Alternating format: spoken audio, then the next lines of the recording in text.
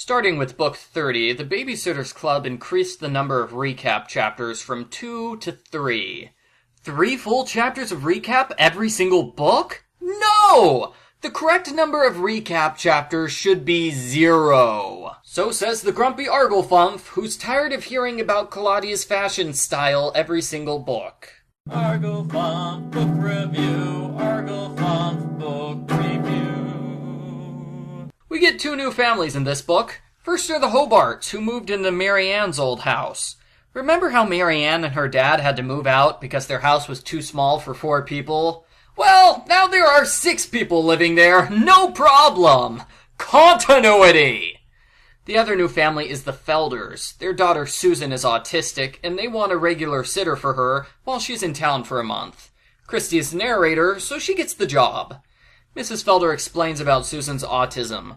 Susan makes clicking noises, waves her arms around a lot, and she rarely looks at other people. She never speaks. She's a savant when it comes to music and calendar dates. That is, she can play any song after hearing it once, and she can tell you any date from the past 100 years without having to think about it. Christy likes Susan, and she's a little angry that the Felders isolate her from all the other kids her age. She decides to help Susan make friends and fit in with everybody else. That way, Susan won't be forced to move away and live at a special school. To put it kindly, this premise is flawed. Christy has good intentions, but her ideas about fixing Susan's problems are misguided. Just like how it's misguided to put an 8th grader in charge of a child with severe autism. Seriously, Christy learned about autism 5 minutes ago. She is not the best choice for a babysitter here. The Hobarts have trouble fitting in because they're Australian. A lot of kids make fun of their accents and word choice. Not Mallory, though. She instantly falls for 11-year-old Ben, who has red hair and glasses, just like her. Oh, help. I think I'm in a crush. Mallory is very excited. That doesn't belong in the club notebook. Hey, after the way Claudia insulted Mallory in the club notebook last book, I think Mallory should be able to write whatever she wants. Also, in a crush, is that what kids called it in 1990? The other babysitters encourage Mallory to go for Ben because even the least popular babysitter needs some loving. And she does get some loving, yes! At the end of the book, Ben asked Mallory out on a date. I'm told he's going to reappear in Mallory Hates Boys in Gym, although I'm pretty sure Mallory hates boys in that book. I haven't read it, I'm just guessing. Christy introduces Susan to the Hobarts. They don't care that she's autistic, and they include her in their games. Some bullies appear and make fun of everyone, but Susan catches them off guard because she's so different from everybody else they've met. Bully number 1 is legitimately impressed by her calendar skills and musical talents, and James Hobart decides to become Susan's friend. So it looks like Susan's making progress! Good for her. Chrissy's school has an assembly, and she's distracted by the kids in the handicapped group. They have different disabilities like cerebral palsy and Down syndrome. Christy notes one boy is autistic like Susan, and she asks the teacher about him. The teacher invites her to come visit the handicapped classroom during study hall, and Christy accepts.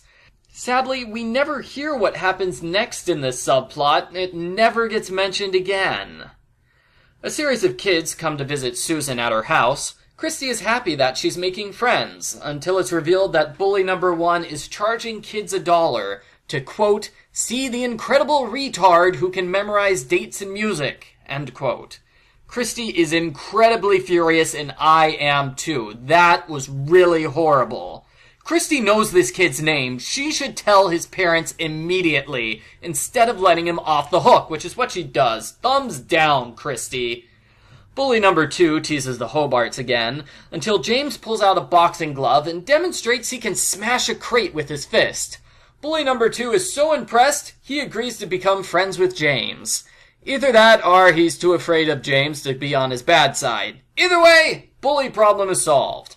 We finish on a sad note with Susan being sent away to school. James comes to say goodbye to Susan and to thank her for being his friend, even if she didn't know it.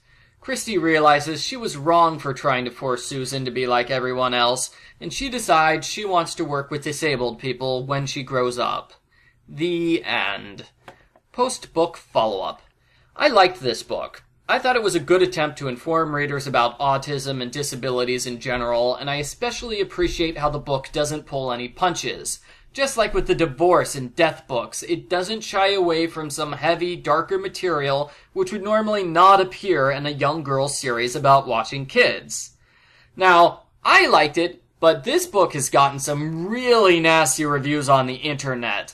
A lot of hatred is directed towards the end, where the Felders reveal that they're pregnant with another child.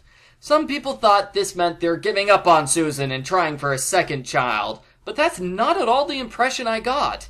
The Felders clearly love their daughter and want what's best for her, even if what's best for her is sending her away. Some people criticize Susan's autism, saying it was exaggerated to an unrealistic point. In real life, not all autistic people have every possible symptom of autism all at once.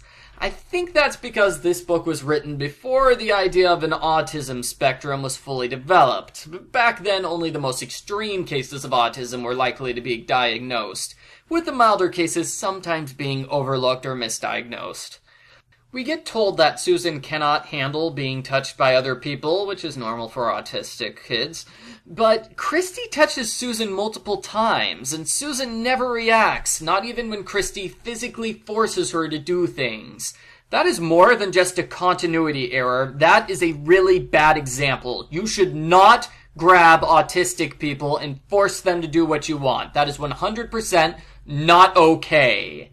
And something which is not okay, well, something which really bothered me about this book is the casual way Christy called Susan retarded on multiple occasions.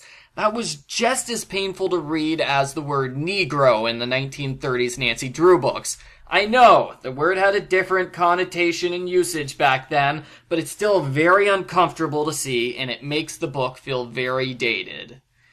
Overall, I like the book. I can understand why people wouldn't like it, but I think it was a sincere effort to educate and inform.